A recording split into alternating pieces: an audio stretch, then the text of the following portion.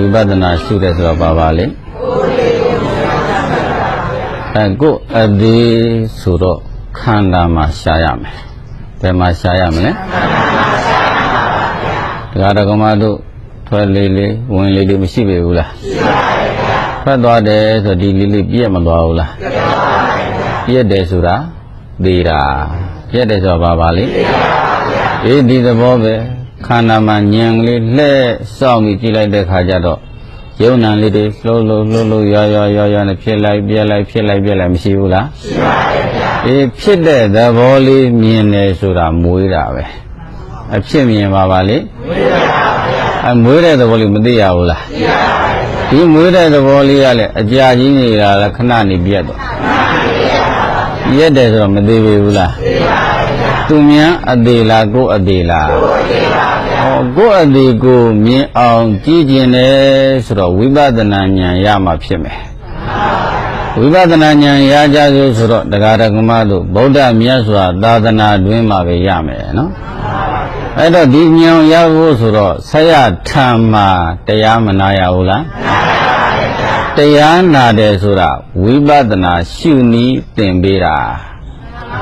ပါလေဝိပဿနာရှုနည်းသင်ပေးတာအဲ့ရှုနည်းတွေသင်ပြီးပြီသိပြီဆိုတော့ဘယ်မှာရှုရမလဲခန္ဓာခန္ဓာဘယ်နှပါးပါလေပြောကြည့်ကြမှာရူပခန္ဓာဝေဒနာခန္ဓာဉာဏ်ခန္ဓာသင်္ခါရခန္ဓာဝိညာဉ်နဲ့ခန္ဓာခန္ဓာဘယ်နှပါး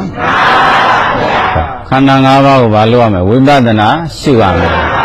အဲ့တော့ဝိပဿနာရှုကြစို့ဆိုတော့ဒီတိုင်းရှုရမှာလားဒိဋ္ဌိအရင်ခွာရမှာဒိဋ္ဌိအရင်ခွာရမှာပါဗျာဟောဒိဋ္ဌိအရင်ခွာကြစို့ဆိုတော့ခန္ဓာပဋိစ္စသမုပ္ပါနားလည်ရမယ်ဘာနားလည်ရမလဲ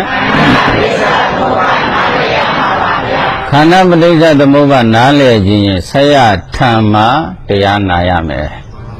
အဲ့ဒီတရားကလည်းတရားဓမ္မတို့ဘာတရားတုံးဆိုတော့သစ္စာတရားနော်ဘာတရားပါလေသစ္စာတရားပါဗျာသစ္စာတရားဆိုတာအမှားလားအမှန်လားအမှန်ပါဗျာအမှန်တရားတွေဘယ်မှာရှိ